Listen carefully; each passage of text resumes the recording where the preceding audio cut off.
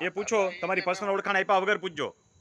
હે એ તમારી પર્સનલ ઓળખાણ આપ્યા વગર પૂછજો. આપો તો કંઈ તકલીફ નથી, પણ બને ત્યાં સુધી આપણે રૂલ રાખીએ છીએ કે કોઈ પર્સનલ ઓળખાણ ન આપે. શું રસ્તા અંગેનો શું પ્રશ્ન છે? એ મારે જે મેં બતાવ્યું છે નકશામાં જે હા. 4 નંબરનો ખેડૂત છે એમાં જે મેં લાલ ગોળ નિશાન કર્યું ઈ દડી કાઢી નાખી છે એને, અને અમારી બાજુ જોયું ને ફોટા મોકલે એમાં ખેડી નાખ્યું. અને એકવાર અમારા બાજુવાળા જે છે 1 2 3 નંબર વાળી એને કીધું કે ભાઈ તમે આ ખેડી નાખ્યું, તો કે ભાઈ ભૂલ થઈ ગઈ. આ ભૂલ થઈ ગઈ, એકવાર ભૂલ થઈ ગઈ તો પાછું બીજી વાર એમાંથી ટ્રેક્ટર કે દડી ફાડી નાખી અડધી ઉપરથી પથ્થરને. અને પાછો ઈ પથ્થર છે ઈ અમારે 2 વસર સેન્ટરમાં આવે એની જગ્યાએ ઉગમણી બાજુ અમારી બાજુ મૂક્યો, અને પ્લસ ઓકે, તમારી જ્ઞાતિ નહીં બોલતા. સામેવાળો તમારી જ્ઞાતિનો છે કે અલગ જ્ઞાતિનો છે? અલગ છે. માથાભારે છે?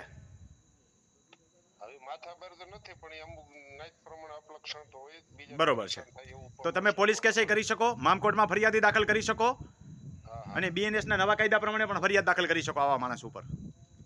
હા, એટલે અમારે પછી જે અમારી પાછળનું જે ખેતર છે જે 4 નંબર દર્શાવ્યું, એ 4 નંબરનું અમારા જે 3 ખેતર બતાવે લાંબા મોટે, એટલે પછી એક મોટું ખેતર બતાવ્યું નાના. જોયા નકશા બધા જોઈ લીધા મેં.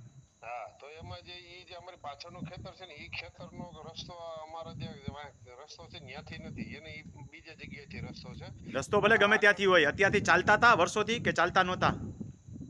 નહીં ચાલતા નહોતા, પણ એને પાછું જે મેં ઓલા 2 નાના ટુકડા બતાવ્યા ને 1.5 વીઘા નાના ટુકડા, ઈ ખેતરે જવાનો રસ્તો છે. જો એનો રસ્તો વર્ષોથી હયાત હોય તો તમે નો અટકાવી શકો, પણ નવો રસ્તો કરતા હોય તો હાલવા ન દેતા, નહીં તો એના અધિકાર થઈ જશે. ફરીને રિપીટ કરું, જો એ વર્ષોથી એ રસ્તે ચાલતા હોય તો તમારે અટકાવવાના નથી એને, પરંતુ જો એ નવો રસ્તો બનાવતા હોય તો તમે એને અટકાવી શકો. સુખાધિકારના કાયદા પ્રમાણે કોઈ વ્યક્તિને ચાલતા અટકાવી શકાય નહીં.